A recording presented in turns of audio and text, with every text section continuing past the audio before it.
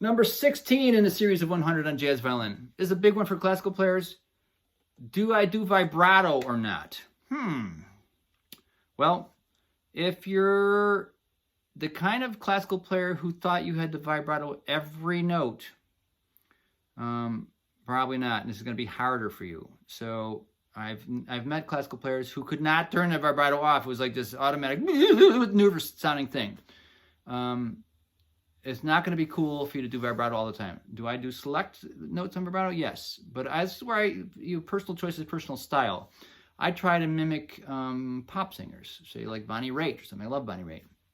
I love that bluesy side of rock and roll and stuff. That's cool with me. She has a jazzy sensibility too. So how does she sing? She doesn't vibrato every note. Like, oh, that's kind of opera thing. No, it will not be good for jazz. You'll sound weird and stick out oddly. So you want to learn to play without any vibrato at first and just add vibrato loosely on long notes. Probably would be my recommendation.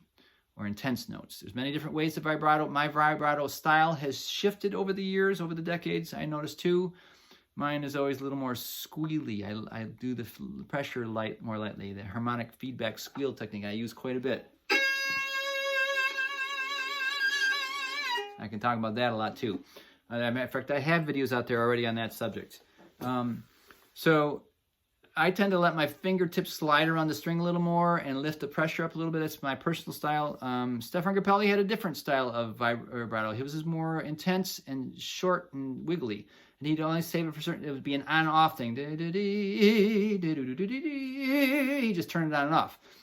That's his style. I don't care for that. I did not play gypsy jazz that way myself. I did my own thing. I tried to have my own voice within that style.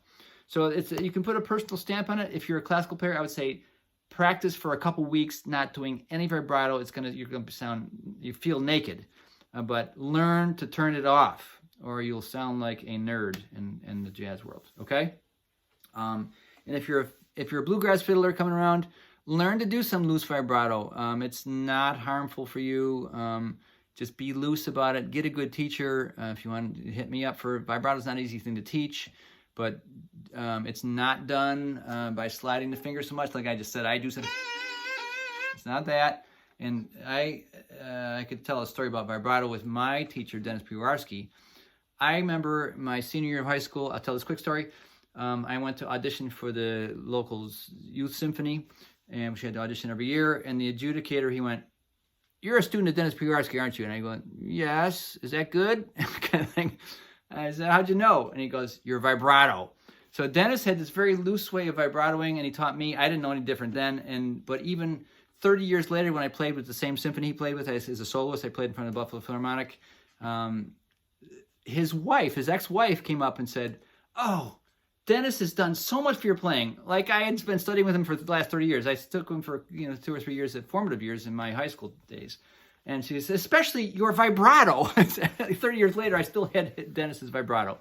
So, and he had a very loose wrist thing, which I think loose and relaxed is way better than stiff and tightening the wrist. If you shake the whole arm, don't need to do that. Just be loose and flowing and let everything roll. Nothing should be stiff ever, I think. And that's what I learned from Dennis, and he still plays that way today.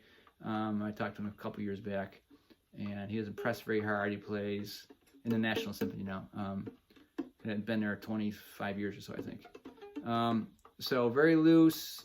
Different classical players learn different ways, but if you're a bluegrass player, try and be loose about it. The side of the hand has to come off, in my opinion, so there's got to be a little space in here. You shouldn't be rubbing your skin on the side of the neck.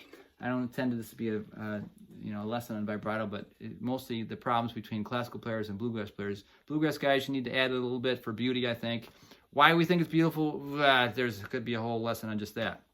It doesn't make any logical sense, does it? That we wiggle the pitch around? There's no logic there. But somehow we think it's beautiful. Maybe the way it bounces around the room with reverb and stuff, and we hear multiple pitches and it kind of thickens it up. That's my theory. I blew it already. But classical players learn to play without. Bluegrass players learn to add a little.